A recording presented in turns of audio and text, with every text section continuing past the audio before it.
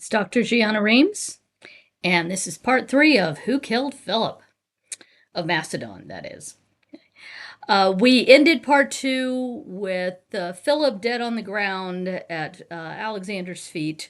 Alexander proclaimed the new king by Alexander of Lynkestis, led the charge to affirm him as king, and chaos in the city of Aigai, and especially in the Aigai theater. So again, if you did not see part 1 and part 2, you want to watch those before you get to this, or again, this video won't make a whole lot of sense in terms of the assessment of who may have been involved other than Pausanias, if anybody. Okay, so there's been a lot, and I mean a lot, of ink spilled on the question of who murdered Philip among academic specialists and non-specialists as well. And again, a reminder, if you have not, to like the video and subscribe to the channel to get more notices of videos to come. After Philip's death, unfortunately, again, our sources are very succinct, very quick, and they don't tell us a whole lot. We get pieces of the story I've been telling you in different sources, and the primary ones for this are, of course, Diodorus, then Plutarch, and then Justin. Okay, and all of them have their own set of issues. So following Philip's murder, there were several individuals executed, some accused of the murder, others not. Okay, and probably of the people who are killed, likely none of them actually had anything to do, well, one possibly, had anything to do with the murder. First of all, the ones that were tagged were the brothers of that Alexander of Lynkestis, Hieronymus and Archebios. Don't confuse him with Archebios. That is Alexander's half-brother. They're not the same person, okay? So, again, we're back to these Macedonian Greek names that are all very similar, and sometimes they're... You don't want to know how many Amyntases there were in Macedonia. So Hieronymus and Archebios were rounded up, accused of the murder, and killed, executed for it, probably pretty quickly. Why didn't Alexander of Lynkestis get accused with them? One, he acknowledged Alexander's king. Also, he happened conveniently to be married to Antipatris' daughter, or one of them. Okay. There were two super important people at the court of Philip. Okay. Parmenion and Antipatris, sometimes called Antipater. And then this new upstart Attalus. Attalus I'm going to put aside because I'm not sure really how important he was. But these two are the two most important guys. They did not really like each other. Okay, they were kind of on opposite sides. We hear about Antigonus later. Antigonus was allied with Antipatros. Attalus is allied with Parmenion. So Alexander of Lynkestis manages to escape the execution that his brothers fall prey to. And I reminded you that their father, Iropus, had been run out of Macedon by Philip, possibly in a power struggle dating back to Philip's accession to the throne and his bringing in of Upper Macedon. And as I said, that later there's this perception that Philip was this great king and everything was grand. And no, okay, there was a lot of pushback for some of the changes that Philip had made long before Alexander ever came to the throne. And so this may be remnants of one, and that Alexander saw a way to get rid of a troublesome family, and for now at least, Alexander of Lynkestis is behaving himself. So they are somehow, that family is somehow related to the Argeads, and not just via Eurydice. The mother of the king is not enough. That doesn't make them Argeads, but there seemed to have been some threat from that family. And again, given the background, they quite likely did have Argead blood somewhere in their line. So they could have challenged for the throne, but far enough removed that they weren't serious threats, but they were there. It was there. And a reminder, you can't be a king unless you're an Argead. You can't be a Macedonian king. You have to be a member of that clan. So no, Antipatros could not be king, Parmenion could not be king, Philotas could not be king. Anybody's floating these ideas and various things. Oh, Philotas later betrayed him because they want to be king. No, they can't. Okay. They can't. And Alexander of Lynkestis might have been the plan behind the Philotas affair, if there is a plan, but they could not be Parmenion. Okay. So they're there. Attalus will also be executed, but not necessarily because Alexander thought he was involved in his father's murder, but because he was a danger to Alexander. Okay. And at least initially seems to have been negotiating with another possibility, Athens and Demosthenes. Then maybe the Athenians had something to do with it. Maybe, more likely, if they were at all involved, it was an opportunity thing, kind of like an opportunity hire with Pausanias. Darius, the same. Alexander accuses Darius of being behind the plot. Well, that's, again, convenient politics. It's not very likely that Darius sent Pausanias over there to kill Philip. Alexander may even have believed that he was behind it. And certainly Demosthenes seemed to have had a lot of Persian gold. Later, there's this story that Demosthenes, during his grieving for his daughter who had recently died, that he put on celebration when Philip was dead, and that he seemed to know about this in advance. Hence, part of the blackening of Demosthenes' name. I am not a conspiracy theorist type of person. I think there's a much simpler, neater, elegant thing without getting into a lot of this.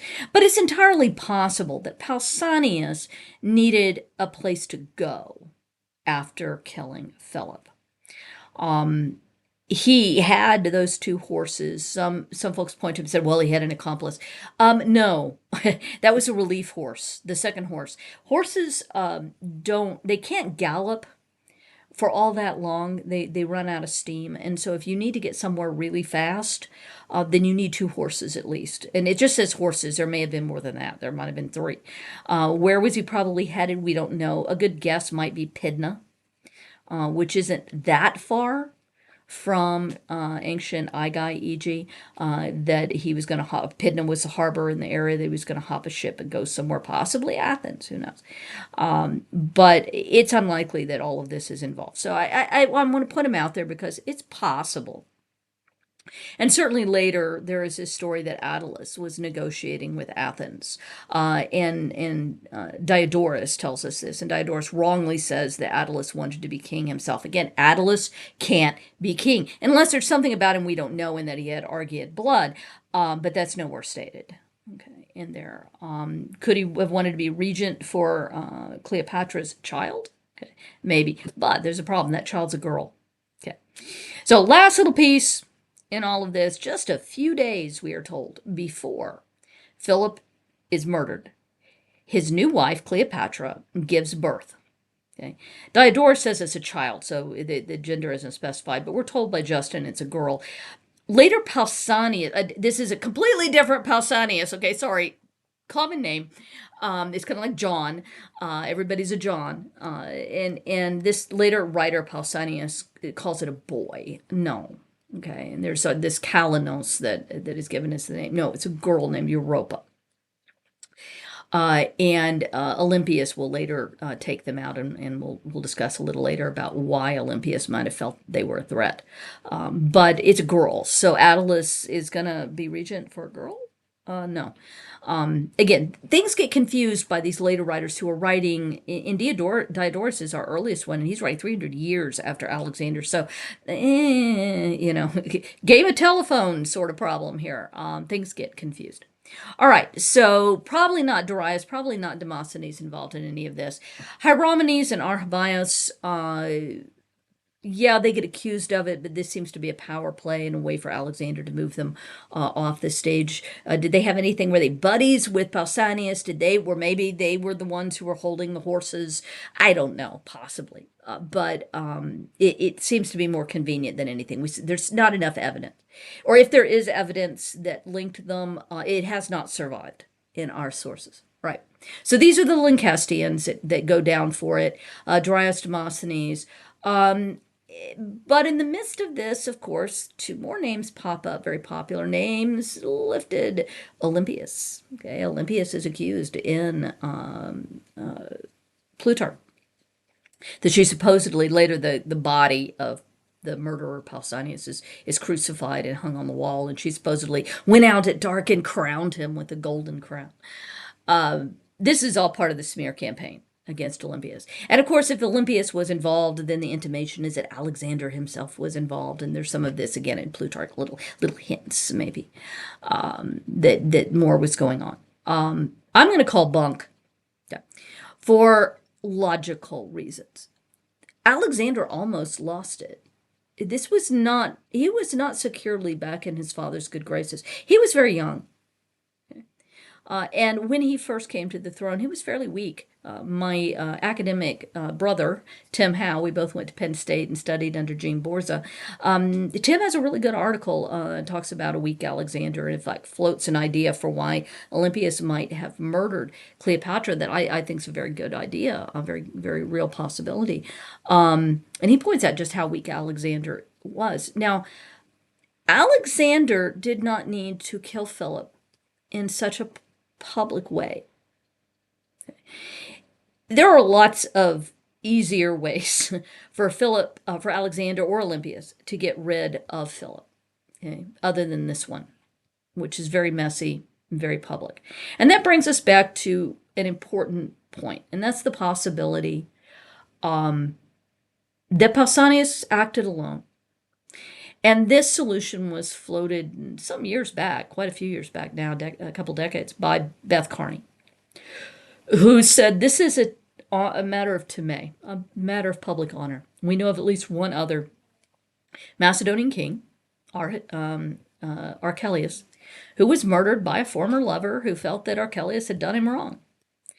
And so he was speared in a hunting accident, okay, a hunting accident.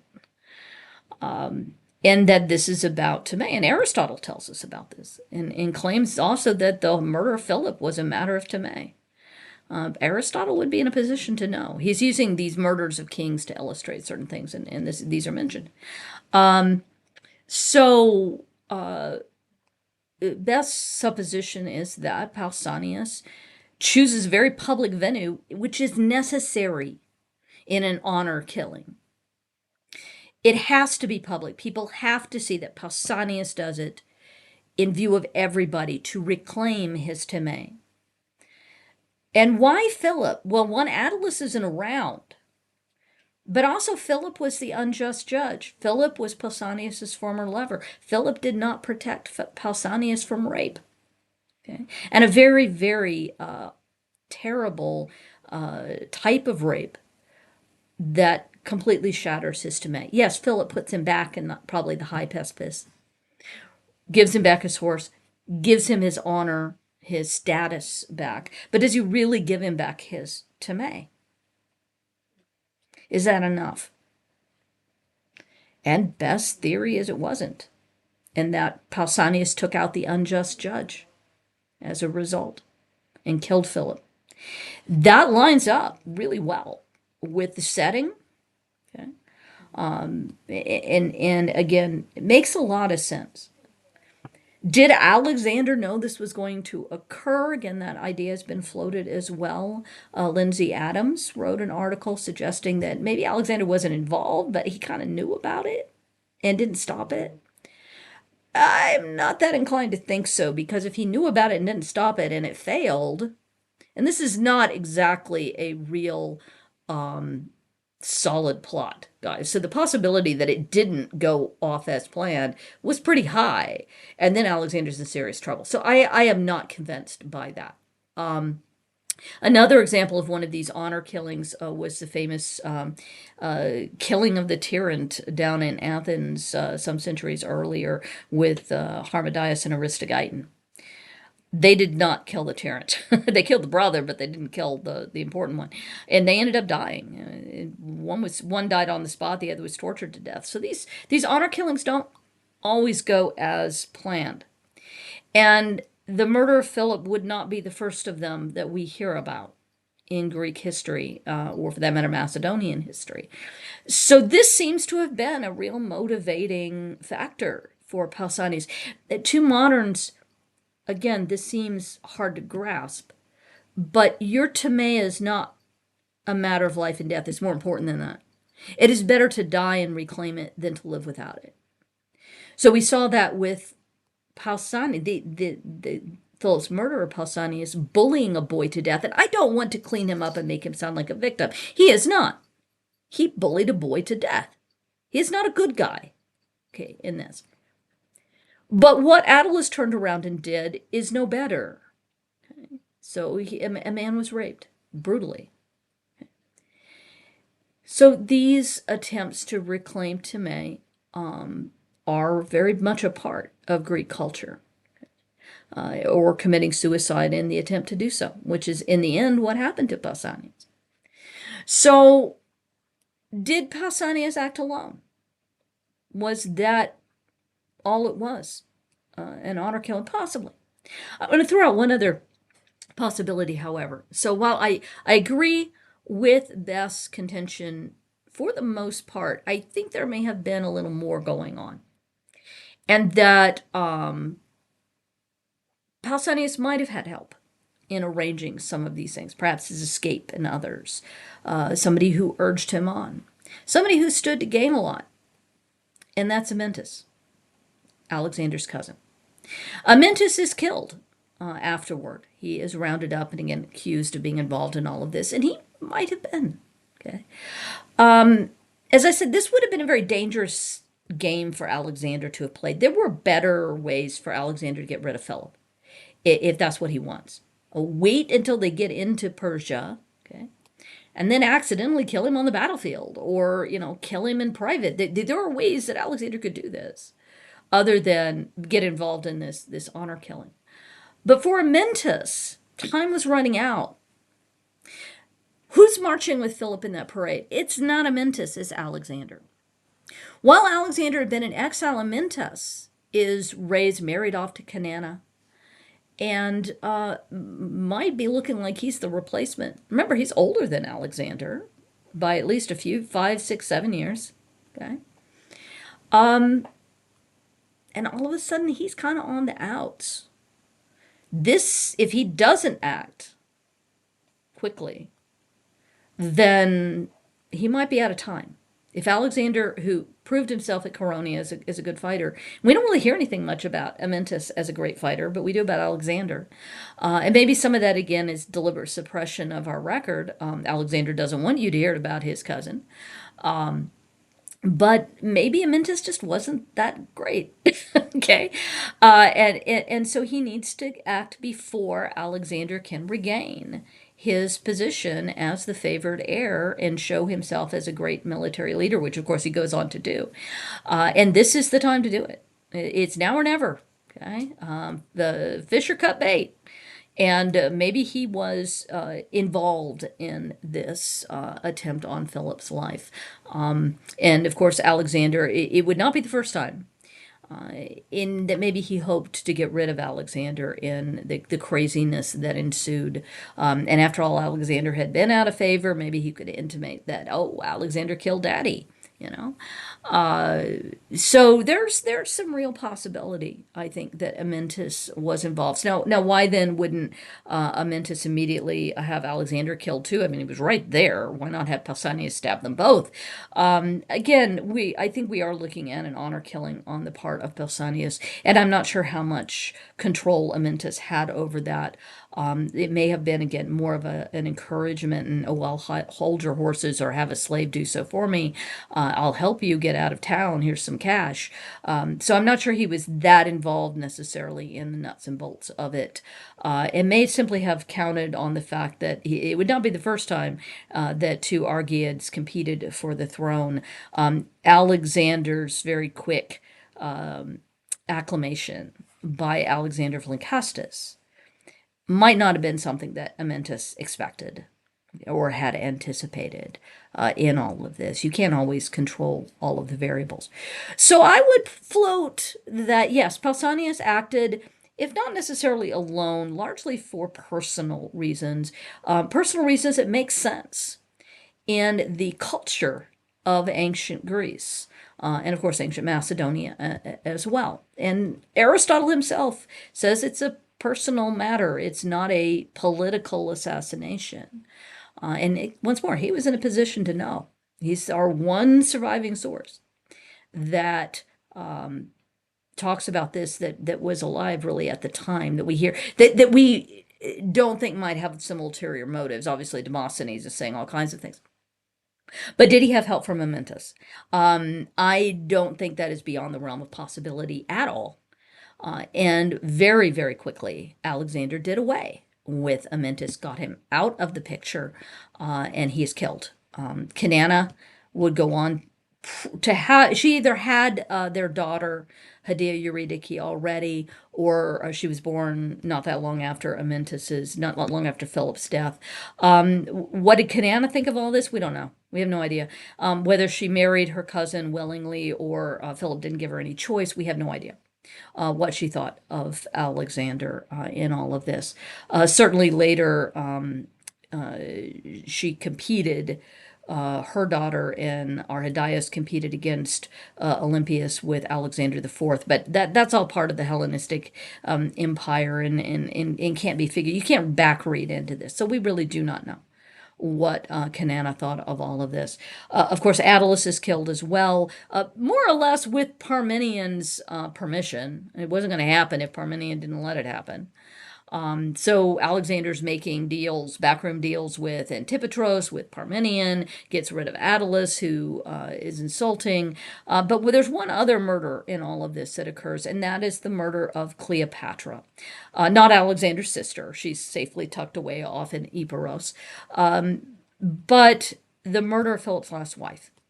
And as I said, she had a baby just days before Philip's murder. And it was another girl, and she is named Europa. Philip named his daughters for significant reasons. So the first one, Cleopatra, is named glory of her father. Very, very, very common royal Macedonian name. Thessaloniki is named for victory in Thessaly. That's what her name literally says. The next, and this last baby girl is named Europa. In other words, she's named after his victory in Europe. Okay, so we're given this name for this baby, and we're told that when Alexander is out of town, and this seems to have happened very quickly. So first he went south to southern Greece to shore up the league. Then he goes off into Thrace and Illyria, and then he comes back and destroys Thebes, and then goes back to the south again. So it appears to have been on his first trip. He was out of town. And Olympias has Cleopatra commit suicide by burning her baby to death. Okay. Now, we're told about this by Plutarch, or really by Justin. And the whole goal here is to make Olympias look awful. So did that really happen? I don't know, but certainly, okay. And the other Pausanias later tells an even more god-awful story. Is this just revenge? And if so, why? Why on earth would Olympias eliminate Cleopatra? Just because her uncle Attalus insulted Olympias at the wedding? Maybe. But wouldn't it be a better revenge to now be the queen mother and let Cleopatra and her unimportant daughter languish? Okay. I know some of you are thinking, well, what if maybe it was a boy after all? No. Okay, no. And no, there was not time for two babies to have been born. That's a girl. Okay. There might be another possibility, and this again, I'm gonna credit Tim Howe. Tim suggested that, as had happened before in Macedon, again, it wouldn't be the first time, that Alexander may have eyeballed his father's final wife, Cleopatra, as a potential new bride. They would have been much closer in age than Philip and Cleopatra were, and she had just proven that she is fertile and can successfully give birth. Okay, so those are pluses in widows, and so maybe he just intended to marry her himself. Okay, and that Olympias didn't like that. That would have given that other family too much power, and so Olympias decided to get rid of the problem by killing the girl or killing the baby and then the girl as well. Because Alexander, according to report, was very, very angry when he got back. Mommy messed with his plans, perhaps. We don't know. And then after that, it is after that that we're told that even though Attalus sent to Alexander trying, at first he's messing around with Athens, and then he thinks better of it and sends to Alexander trying to make nice. Alexander's already sent off somebody to kill him. Again, with Parmenian's permission. And by this point, Alexander may have decided he didn't have any choice, that mother has tied his hands by killing the girl, and that he's going to have to get rid of Attalus. So I find that a very interesting and highly possible supposition. There is too much of a tendency to regard Olympias with ancient Greek male eyes, like Plutarch, that Greek women cannot be trusted, and that women are always manipulative, and Olympias is a witch anyway, and all of these awful things. Olympias didn't do anything that her husband and son didn't do. And for political ends, that she is acting to save, into her mind, not just Alexander, but also to save her power at the court, and that she is acting with that in mind. She is not just some bloodthirsty little bitch out there doing things to be mean. Okay, that is not the case. In the snake-draped ideas of Olympias, I really detest. So this idea put forward that maybe she is eliminating Cleopatra and the power of Attalus' family to protect Alexander. Maybe she thought that this was a dumb choice on Alexander's part to ally himself with Attalus' family, and so she's just going to take care of it herself. So that's some of the events in the immediate aftermath of Philip's death, with an eye particularly to who might have been involved in Philip's murder, if anybody other than Pausanias himself. We don't know, and at least some of my thoughts on why I think some of them are more likely than others in terms of offing Philip of Macedon. But certainly a great murder mystery for the time. And in the end, the answers were not entirely sure. But certainly Pausanias killed Philip. There's no doubts about that.